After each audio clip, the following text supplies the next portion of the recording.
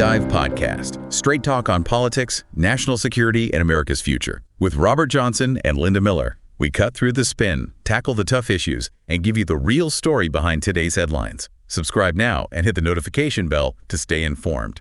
Welcome back. Today, we're diving into a really complex moment in the Ukraine conflict. Absolutely. You've got President Zelensky standing firm. Crimea is Ukraine's end of story. Right. Very clear. But then almost simultaneously, we hear these whispers, these reports about a U.S. proposal. Yeah, a proposal that might involve recognizing Crimea as Russian territory internationally. A huge contrast. Exactly. So that's the core tension we want to explore today, the diplomacy, the potential endgames, drawing on some insights from an international relations theorist. And there was that meeting planned in London, too, wasn't there? Initially sounded like a big deal, maybe even a U.S. ultimatum. Precisely. Adds another layer of intrigue. So let's start there. How does this theorist view Zelensky's very strong stance on Crimea? Well, frankly, the theorist wasn't surprised at all. It's entirely expected that Zelensky won't accept losing Crimea or, big chunks of those 4 oblasts. It aligns with everything we've heard from Ukraine, really. Definitely. It's not just Zelensky's view. It reflects a deep-seated national position.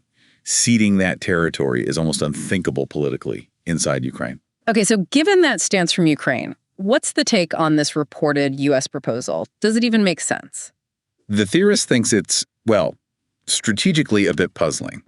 The assessment is that both sides, Ukraine and Russia, are actually likely to reject a deal like that. Both sides? Why Russia too? Because Russia's stated aims likely go beyond just keeping Crimea and the parts they already control. So a deal freezing things there might not satisfy them either. It makes the whole proposal look, unlikely to fly. So if it's likely to fail, why propose it? What's the thinking behind it, according to the theorist? 2 main possibilities are floated. One is, maybe it's a genuine, if perhaps naive attempt to get something started, some kind of negotiation. A long shot, maybe. A very long shot. The other interpretation is more strategic, more cynical, perhaps. Which is? That the U.S. could be setting the stage, putting forward a deal they expect to be rejected. So they have a reason to say, we tried, and then maybe step back from the diplomatic process. Exactly. It could be groundwork for disengagement, using the inevitable rejection as the justification. That's quite a thought. And then we had the U.S. vice president talking about an explicit proposal being put to both Kyiv and Moscow. Yes, and urging them to decide quickly, implying the U.S. might pull back if there's no movement. There was also quite a bit of optimism expressed, wasn't there? Talk of extraordinary diplomacy in the first 100 days. There was. But the theorist kind of tempers that, looking at history. Major conflict resolution usually takes a lot longer and faces more hurdles than that initial optimism might suggest. And this potentially ties into divisions within the U.S. administration itself. That seems crucial. The theorist points to reports of different views inside the administration on how much ground, if any, should be given to Russia's demands. So not everyone is on the same page about concessions. Apparently not. You might have figures like, say, Witkoff and President Trump potentially being more open to addressing Russia's core security concerns or territorial demands. Compared to others, like maybe Rubio, who might hold a harder line. Exactly. That kind of internal difference makes forging a single coherent U.S. negotiating position really, really difficult. So the challenge isn't just Russia versus Ukraine, it's also getting internal alignment first. Precisely. The fundamental problem, as the theorist sees it, is crafting any deal that meets the absolute minimum requirements of both Moscow and Kyiv. Their core demands just seem incompatible right now. Which brings us back to that London meeting. It was supposed to be high level involving Rubio, UK officials, Ukraine. Right, but then it got significantly downgraded, didn't it? Yeah. Reports said key US figures like Rubio and Witkoff weren't going, just sending Keith Kellogg, and European foreign ministers also backed out. That's a major shift. It really reduces the clout of that meeting. So why the reluctance, especially from the European side? What's the theorist's read on that? The thinking is, maybe the European partners were hesitant. Perhaps they didn't want to be put in a position where the U.S. presents a proposal they can't really support. Especially if it involved leaning on Ukraine to give up territory. That seems like a plausible reason. Yeah. They might not have wanted to be part of that kind of pressure campaign if they didn't agree with the premise. And meanwhile, Zelensky seemed to be focusing elsewhere.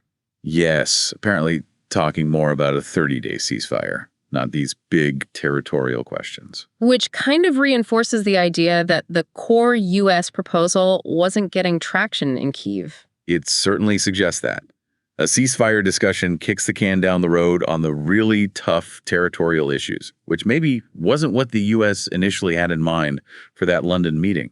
After the meeting changes, the official line from the State Department was just a scheduling issue. Ah, yes, the classic diplomatic explanation. The theorist brings up the idea of, well, lying or strategic deception in international politics here. It's a known element, unfortunately.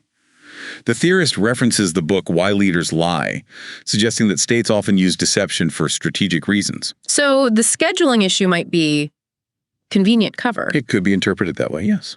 A way to mask the potential failure to get Ukraine on board, or the reluctance of European allies, without openly admitting disagreement or diplomatic setbacks. But does that kind of thing actually work? Well, the theorist makes a key point. Lying, or let's say strategic ambiguity, only really works if the other side thinks you might be telling the truth. And right now, With so much perceived deception swirling around both the Ukraine and Gaza conflicts, trust is incredibly low. It makes genuine diplomacy much harder because statements are constantly second-guessed. it's a difficult environment. Then you had Rubio making a statement later on. Right, saying the U.S. is trying to see if Russia and Ukraine are even in the same neighborhood, position-wise. And hinting that if they're too far apart, the U.S. might just move on, focus elsewhere. That was the implication. It strongly suggested there's a limit to U.S. patience or resources for this particular diplomatic push if there's no sign of common ground emerging. How does the theorist see that statement? It sort of feeds back into that second interpretation of the initial U.S. proposal. The one about setting the stage for withdrawal. Exactly. Rubio's comments could be seen as another signal that the U.S. might be preparing an exit ramp from intense diplomatic involvement if the gap remains too wide. Putting forward a tough proposal, seeing it fail, then saying, look, they're too far apart, could be part of that strategy. So despite all these diplomatic moves and counter moves, where does the theorist ultimately think this is heading? How will it be resolved? The theorist's bottom line is pretty stark. This gets settled on the battlefield. Not through negotiation. Not likely, in this view, because Russia's core demands haven't fundamentally changed. And those demands remained completely unacceptable to Ukraine and, critically, to its main European backers. What about the possibility of President Trump deciding to accept Russia's terms, just caving, as the theorist puts it? That's seen as a possibility, yes. But the prediction is that such a move would face massive pushback. From whom? From Ukraine, certainly, and likely from key European allies like the UK, France, Germany, Poland. It could cause a major rift in the Western alliance. And President Trump has said he'll reveal his own peace plan soon.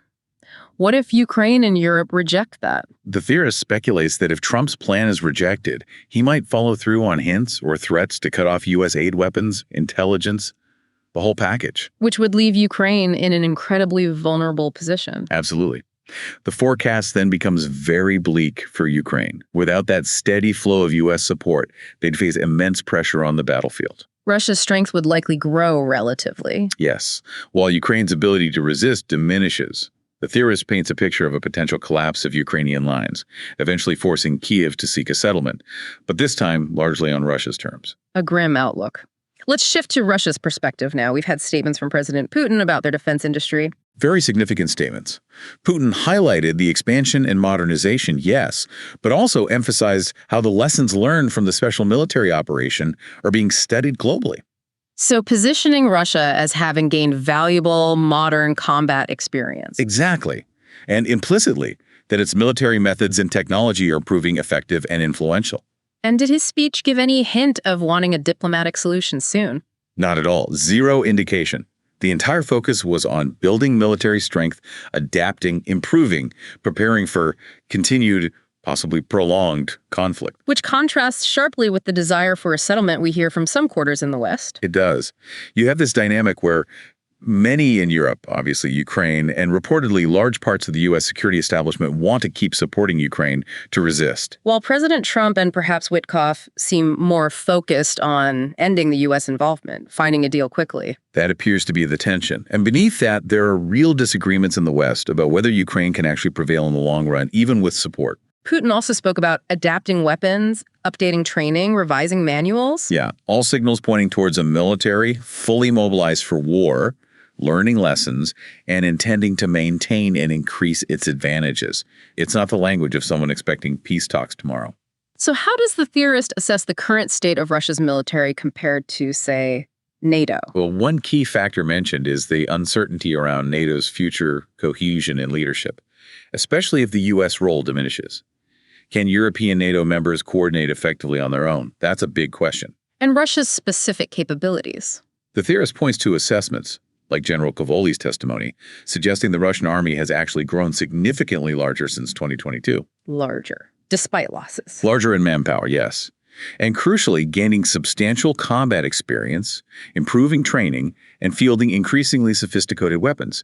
It's presented as a military that has learned and adapted through the fighting. Which leads to this expectation of a major Russian offensive soon, spring or summer. That's the widespread expectation. The big unknowns are exactly where, when, and how strong it will be. And the crucial question: can Ukraine withstand it? Especially if that U.S. aid tapers off or gets cut. The theorist expresses, frankly, strong doubts that Ukraine can hold out through the end of the year under those circumstances. The theorist also contrasts the perceived situation in the U.S. defense establishment with Russia's focus.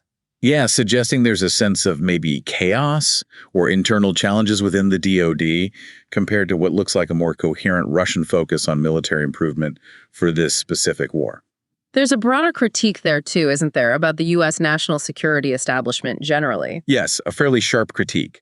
The theorist suggests that performance since maybe the first Gulf War hasn't been stellar and finds the public analysis from current American generals and admirals on these ongoing conflicts often unimpressive. Implying deeper problems. Implying deep-seated issues within the U.S. national security community, affecting both civilian and military leadership. Okay, let's wrap up with President Trump's latest comments on Ukraine. He described the situation as dire, which aligns with the theorist's assessment.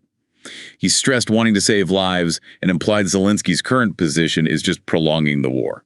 And he claimed a deal is close, but Zelensky needs to move. Yes, asserting that an agreement is achievable, but places the onus on Ukraine to change its stance to make it happen. Does the theorist think Trump genuinely understands the gravity of Ukraine's situation? The belief expressed is yes, Trump gets it. And importantly, that Witkoff, through his reported contacts with Putin, likely understands what Russia would need to agree to any deal. So Trump and Witkoff share a view. The shared view seems to be that Ukraine is in deep trouble and needs to find a way to settle this conflict sooner rather than later, implying that concessions will be necessary. A consistent message, then, pointing towards a push for a settlement potentially on terms Ukraine might find very difficult. It certainly seems to be the direction indicated. Subscribe to our podcast on Spotify, Apple Podcasts, and YouTube. We are here to make things clear. New episodes every day.